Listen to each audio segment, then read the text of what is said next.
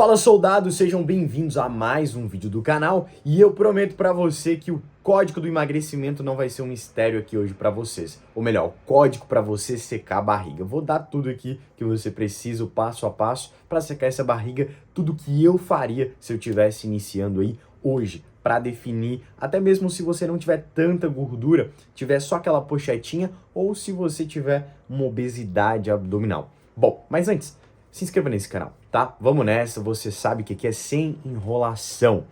Bom, esse código do emagrecimento é o que eu separei sobre aquilo que realmente faz diferença, tá? Para perder barriga. E quando a gente fala perder barriga, entenda que a gente está trabalhando a gordura visceral, aquela entre os órgãos, que é inflamatória, que mata, e nós estamos falando também da gordura subcutânea, aquela entre a pele e o músculo, aquela pochete, aqueles flancos, tá? Então, esse código para você secar a barriga serve para queimar essas duas gorduras, beleza? Bom, é sim evidente que a gordura da barriga é mais difícil de ser eliminada. Uma moto. Por que a gordura da barriga é mais difícil de ser eliminada? Porque ele tem mais células alfa. O que são células alfa? Imagina que são células que são resistentes à queima de gordura, diferente das células beta, tá? Então, evolutivamente, nós temos mais células alfa ali na região abdominal porque existe mais órgãos concentrados. E daí, André?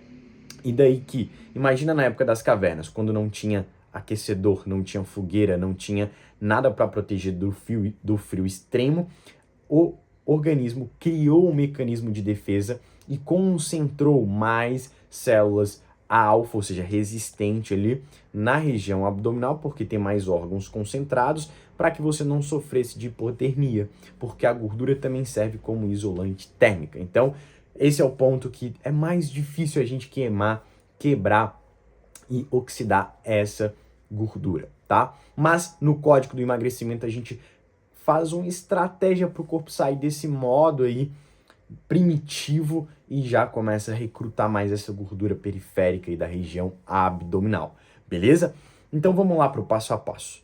Bom, eu quero dividir esse código em um triângulo. Imagina um triângulo aqui, tá? Onde as três pontas são altamente importantes para você entender e praticar, beleza?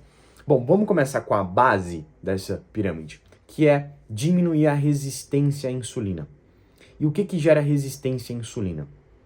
Uma alta taxa de glicose circulante, ou melhor, picos elevados de glicose, tá?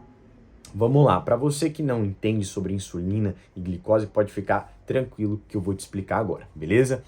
Bom, de maneira resumida, a insulina é responsável por colocar a energia daquilo que a gente comeu, ou seja, a glicose, para dentro da célula muscular. Dentro da célula muscular, ela vai ser queimada. Se ela não for para a célula muscular, ou ela vai para o fígado, para ser também ali, ou não só queimada, tá? Mas acumulada através de glicogênio, porque você tem um glicogênio que é o reservatório de energia do músculo e reservatório de energia do fígado, tá? Glicogênio hepático no fígado e glicogênio muscular na musculatura. Então, você vai colocar, bom, o corpo imagina o seguinte, o corpo olhou aquele tanto de glicose que você acabou de comer, vamos supor que você comeu um pratão de macarrão, ele vai falar, beleza, eu tenho 3 estoques aqui, onde eu posso usar, né, para ser queimada ali, eu posso queimar através do exercício, através de uma atividade física, ou eu posso estocar no músculo, ou estocar no fígado através de glicogênio, ou posso estocar no maior reservatório de energia que nós temos aí, reserva, que é a gordura, tá? Então nós temos aí esses 3 lugares aí que o seu corpo vai preferir armazenar essa energia que você acabou de comer. Essa energia é chamada de glicose, tá? Mas também tem a frutose, por exemplo, comi uma fruta, não vai ter só a glicose, vai ter a frutose também. Depois eu vou só explicar sobre a frutose aqui, em outro vídeo, na verdade, para vocês entenderem também esse mecanismo da frutose. Mas a glicose, ela vai ter picos dependendo do alimento que você come. Então, quando você come um alimento refinado, vamos dar um exemplo aí do macarrão normal, tá? Você vai comer um prato de macarrão.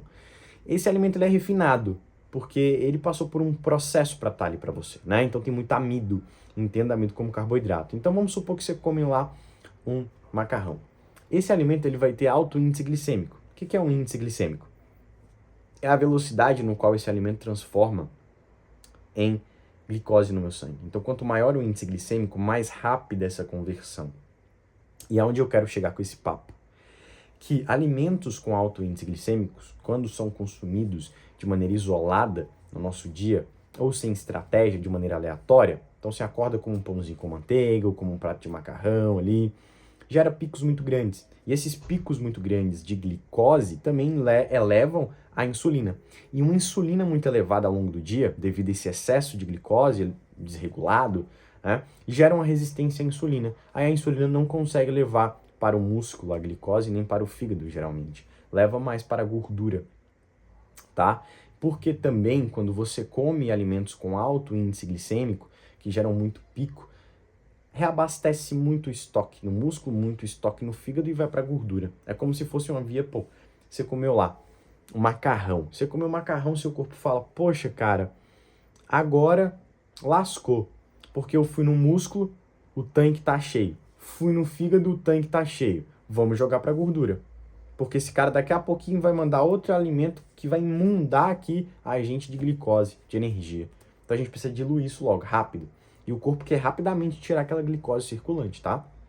Por isso que quem faz essa distribuição é a insulina. Só que a insulina começa a criar uma resistência, porque todo tempo você joga muita glicose, tá? Então o segredo aí é a gente achatar essa curva de glicose para a gente também diminuir a resistência à insulina, tá? Então como que a gente faz isso? Aí que vem as outras duas bases aqui da pirâmide, tá? Então a gente falou que na base nós precisamos, para secar a barriga, diminuir a curva glicêmica, né? Bacana, André. E agora, como que eu faço isso? O problema nós já temos, certo? Diminuir a curva glicêmica para diminuir a resistência à insulina. Agora nós vamos vir com o que vocês vão fazer, ou como vocês vão fazer. Primeiro ponto, no treino, tá? Vou supor que a gente iniciou aqui, eu e você, a gente é amigo e a gente começou, nós dois que queremos perder barriga, nós vamos começar agora o processo. Eu vou pegar na sua mão e falar assim, cara, o primeiro ponto que a gente tem que fazer é começar a fazer o treinamento híbrido. Por quê? O que é treino híbrido, André? Aqui no meu canal tem vários vídeos, tá, gente? Mostrando sobre treino híbrido, explicando o que é, você pode dar uma olhadinha. Mas eu vou resumir. O treino híbrido é quando a gente utiliza tanto o treinamento de força quanto o treinamento cardio, tá? Então vamos imaginar um exemplo muito simples, musculação e corrida, ou musculação, tá, e caminhada, por exemplo, vamos colocar isso, musculação e corrida. Esse é o treino híbrido.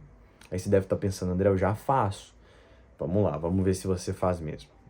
Tem gente que faz cardio uma vez na semana, isso é muito pouco, né? A não ser que você faça em um único dia um volume muito grande, aí pode compensar. Porque os estudos mostram que para ter um resultado eficiente, em torno de 90 minutos por semana é interessante, tá? Aí você pode diluir em 3 treinos de 30 minutos, isso não importa muito. Se você fazer em um dia 90 minutos, ok. Mas a questão é, geralmente as pessoas, elas não fazem de maneira proporcional, ou seja, faz um treinamento de força muito forte e um treinamento cardio muito baixo de volume. Não falo de intensidade, tá? Eu falo de volume. Tipo, eu faço 10 minutinhos de cardio por dia para aquecer. É muito pouco, né? Primeiro que cardio nem deve ser para aquecimento. A gente recomenda em torno de 15 a 20 minutos, pelo menos, todos os dias, se você for fazer esse volume, que daria mais ou menos em uma semana, 90 minutos por semana, tá? Esse é o primeiro ponto. E André, por que eu tenho que fazer cardio também?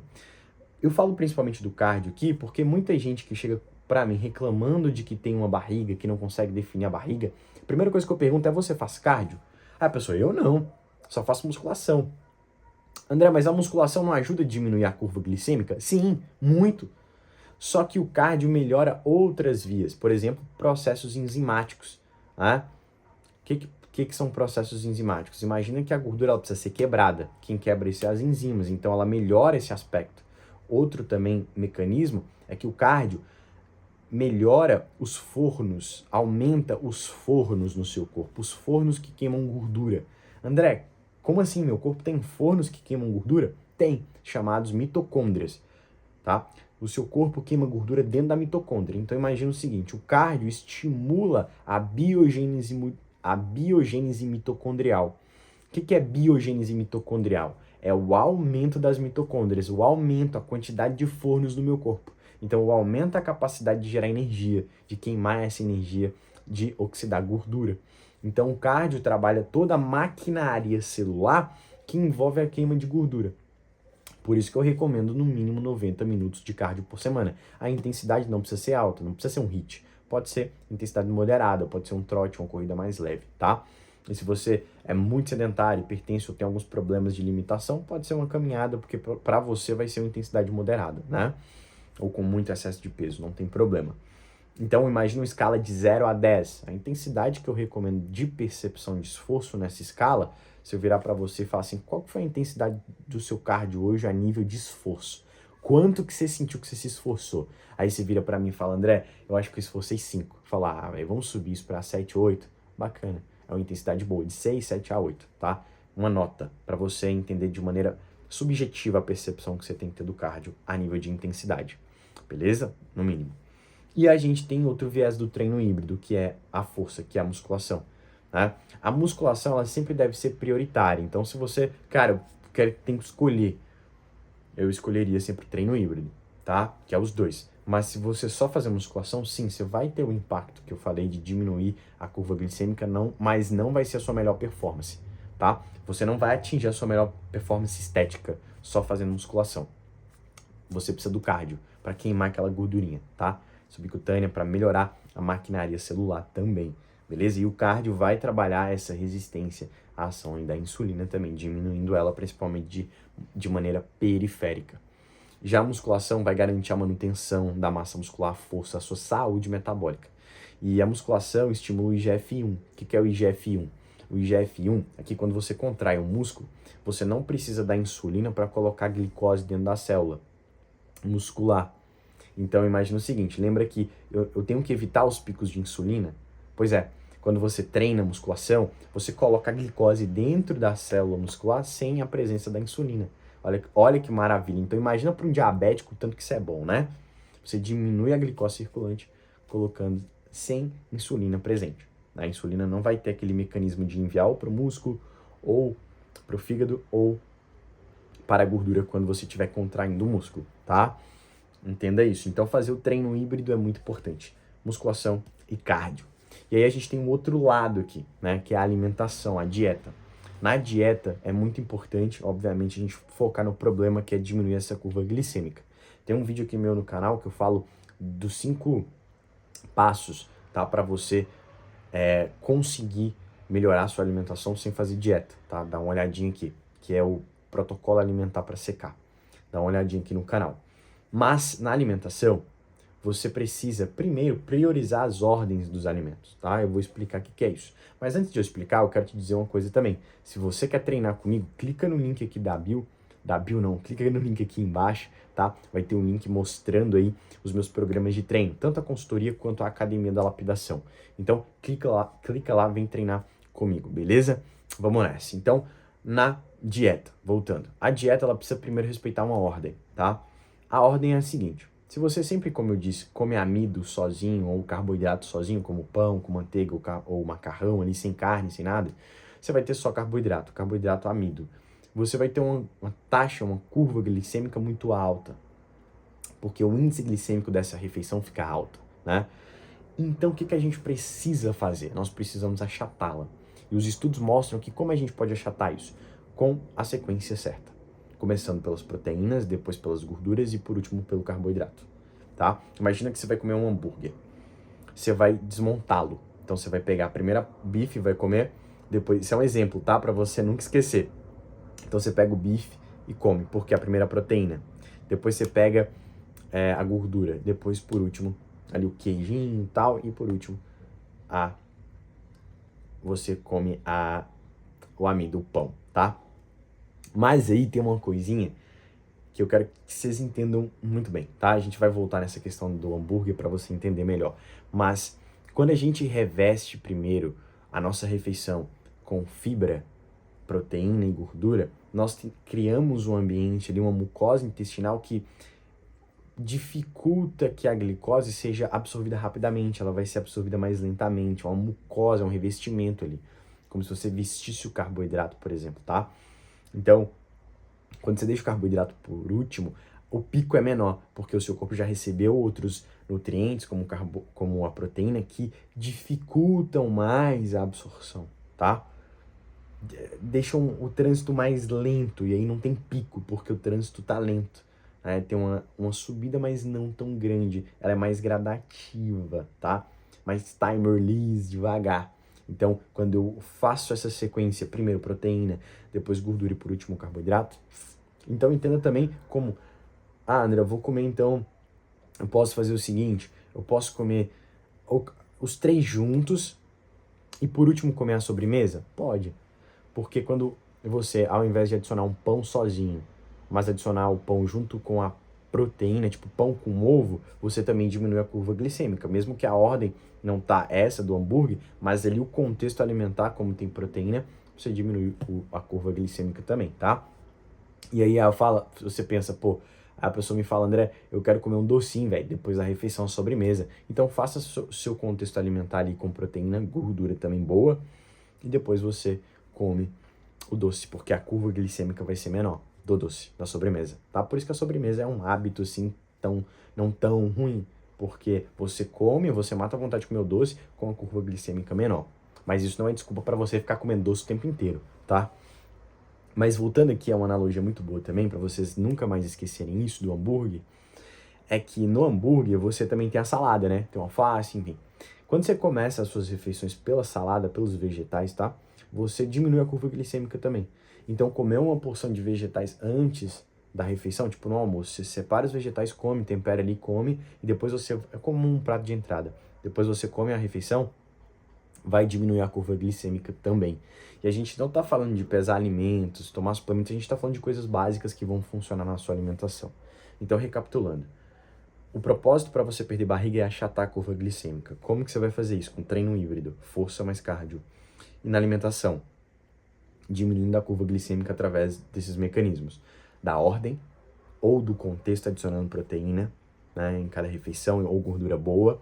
E também sempre começar as refeições como almoço e jantar ou qualquer outra refeição ou todas as refeições com os vegetais primeiro, tá? Então, por exemplo, no café da manhã, pô, começa com tomate, um alface, ao invés de depois ao invés de você já acordar e ir pro pão, primeiro você vai lá pro alface, você vai pro tomate, pra salada, depois você come lá seu pão com ovo, isso vai melhorar ainda mais, tá? Vai revestir ainda mais a mucosa intestinal, porque as fibras contidas no vegetal fazem isso. Então, o trânsito, né, intestinal fica mais lento e esse pico ele não ocorre, tá? E a resistência à insulina ela vai ser menor. E é isso que a gente precisa fazer, estimular o corpo a sair daquele modo primitivo que eu falei, deixar ele mais flexível, um metabolismo mais flexível, tá? Bom, espero que você tenha gostado desse vídeo, curta, compartilha, se inscreva no canal e não deixe de clicar aqui para conhecer os meus programas de treinamento. Tamo junto e até o próximo vídeo. Abraço!